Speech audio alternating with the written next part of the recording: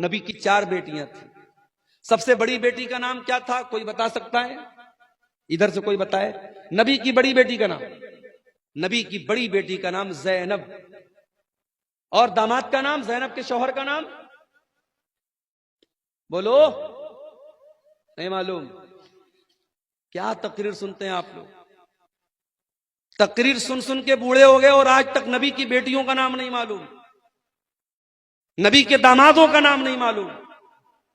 نبی کی بڑی بیٹی کا نام زینب، اور زینب کے شوہر کا نام تھا ابو العاص بن ربی رضی اللہ عنہ. نبی کی دوسری بیٹی نام تھا رقیہ، ان کے شوہر کا نام عثمان غنی. رقیہ کا انتقال ہو گیا، نبی نے اپنی تیسری بیٹی کی شادی حضرت عثمان سے کر دی. تیسری بیٹی کا نام تو ام کلثوم، ان کی شادی ہوئی حضرت عثمان سے. دنیا میں حضرت عثمان اکلوتے ایسے انسان ہیں جن کی شادی میں، جن کے نکاح میں نبی کی 2 بیٹیاں آئی ہیں. اور رقیہ ان کی بھی شادی ہوئی، اور رقیہ کا جب انتقال ہوا تو ام کلثوم کی شادی حضرت عثمان غنی سے.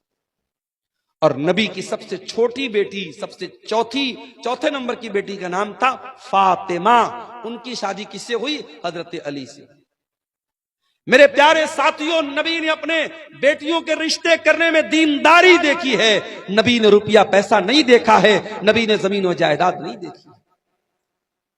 آپ نے سب سے لاڈلی بیٹی، سب سے چھوٹی بیٹی حضرت فاطمہ کا جب نکاح طے کیا حضرت علی کے ساتھ، حضرت علی کے پاس کچھ بھی نہیں تھا. آپ نے علی سے پوچھا کہ اے علی تمہارے پاس کیا ہے؟ کہا اے اللہ کے نبی میرے پاس ایک گھوڑا ہے، ایک زرہ ہے. آپ نے کہا کہ گھوڑا اپنے پاس رکھو، زرہ بیچ دو.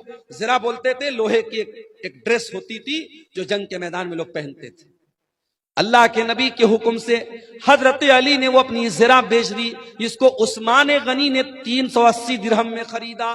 اور اسی پیسے سے اللہ کے نبی نے حضرت علی سے کہا کہ مہر کا انتظام کرو، کیونکہ حضرت علی اللہ کے نبی کے داماد بھی تھے، اور حضرت علی کس کے بیٹے تھے؟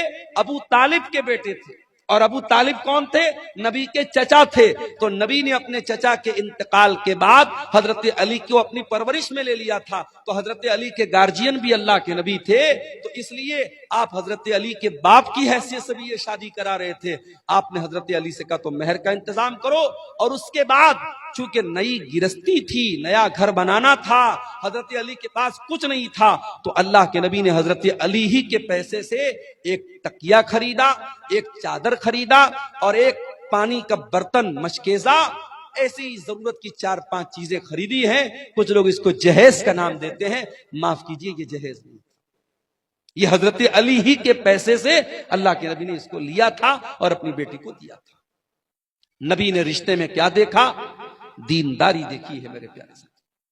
واللہ آج میرے پاس ایسے نوجوانوں کے بھی فون آتے ہیں جو بڑے درد کے ساتھ اور بڑی تکلیف کے ساتھ کہتے ہیں کہ مولانا آج ہماری شادیاں نہیں ہو رہی، اچھے رشتے نہیں مل رہے، کیونکہ ہمارے رشتے اس لیے ریجیکٹ ہو رہے ہیں کیونکہ لڑکی والوں کو لکھپتی اور کروڑ پتی رشتے چاہیے، اعلیٰ شاندار مکان چاہیے، سرکاری نوکری چاہیے. ہم دیندار ہیں، ہم نمازی ہیں، ہم بااخلاق ہیں، ہم تقوی کے راستے پہ چل رہے ہیں، مگر ہمیں کوئی باپ اپنی بیٹی دینے کو تیار نہیں ہے. میرے پیارے ساتھیوں، جہیز کی اس گندی رسم کو اگر ختم کرنا ہے تو ہمیں اور آپ کو رشتے ناتے میں دینداری کو لانا پڑے. اللہ کے نبی کے ایک صحابی تھے، ان کا نام تھا جلیبیب رضی اللہ تعالیٰ عنہ. جلیبیب بڑے